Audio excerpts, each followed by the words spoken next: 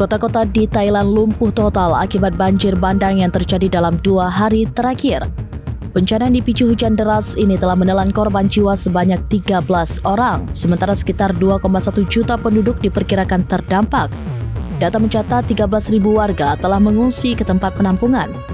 Pada Selasa 25 November 2025, militer Thailand dikerahkan untuk menangani krisis. Pasukan ditugaskan mengevakuasi ribuan orang yang terjebak banjir setinggi hingga 2 meter di beberapa area. Bantuan logistik krusial seperti obat-obatan dan makanan diterbangkan menggunakan pesawat kargo C-130. Angkatan Laut ikut bergerak dengan memberangkatkan armada 14 kapal, termasuk kapal induk Chakri Narubet. Kapal ini membawa 2 helikopter, dokter, dan dapur lapangan yang dapat menyiapkan 3.000 makanan sehari, serta siap berfungsi sebagai rumah sakit terapung. Gubernur Ratchashat Chitchot menghimbau warga untuk segera meninggalkan daerah tersebut 100%. Ia menyatakan bahwa banjir yang tinggi dapat menyebabkan masalah serius dalam penyediaan makanan dan perawatan. Tayangan televisi menunjukkan air berwarna coklat mengalir deras melalui jalanan komersial Hat Yai, merendam mobil hingga atap-atap rumah.